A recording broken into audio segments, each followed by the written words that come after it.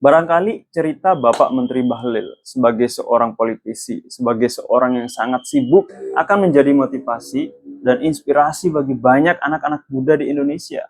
Siapa yang tidak akan terkesima melaksanakan dan menyelesaikan studi doktoral selama 2 tahun di satu universitas yang sangat bergengsi di Indonesia. Di tengah-tengah kesibukan beliau sebagai seorang politisi, bahkan sebagai seorang ketua partai, dan sekarang menjabat sebagai menteri. Tentunya ini bisa menjadi inspirasi. Akan tetapi kalau ini tidak dijelaskan, maka sebaliknya, kejadian ini telah membuat nama baik lembaga negara tercoreng, lembaga akademik juga tercoreng. Mari kita tilik lebih detail. Memang Bapak Menteri Bahlil melaksanakan studi S3 di Universitas Indonesia, yaitu yang disebut dengan Doctoral by Research, di mana dia tidak perlu menghadiri kuliah-kuliah, akan tetapi full riset.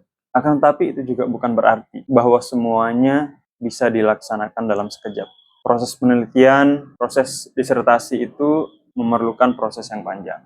Mulai dari ide penelitian, pembahasan dengan dosen pembimbing, sampai kemudian pada tahap turun ke lapangan. Lebih-lebih disertasi Bapak Menteri Bahlil menggunakan penelitian kualitatif, yang dimana salah satu metodenya adalah deep interview atau wawancara mendalam. Itu semua membutuhkan proses yang sangat panjang. Kalau kita lihat disertasi beliau yang terdiri dari sekitar 500-an halaman, beliau harus mewawancarai sekitar 70 orang, di mana wawancara itu baru kemudian menjadi data hasil penelitian. Ada proses transkripsi, ada proses analisa yang kemudian diolah menjadi data yang siap dibunyikan dalam bentuk disertasi. Jadi sangat panjang dan sangat kompleks. Kemarin kita sudah mendengar polemik bahwa pihak Jatam, Jaringan Advokasi Tambang, sudah mengkonfirmasi bahwa tidak ada perintah dari pimpinan Jatam untuk mengutus informan untuk memberikan informasi kepada orang yang merupakan utusan dari Bapak Menteri Bahlil untuk melakukan interview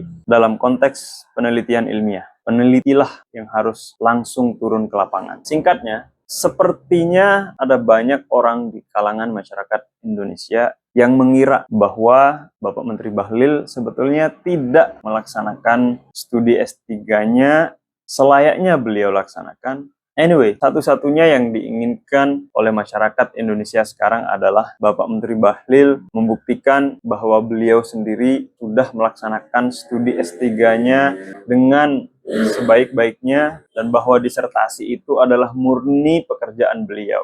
Dan jika hal ini bisa dibuktikan baik oleh Bapak Menteri Bahlil dan Universitas Indonesia, maka insya Allah Bapak Menteri Bahlil akan dianggap sebagai seorang yang sangat menginspirasi dan tentunya menjadi contoh dan suri toladan bagi anak-anak muda.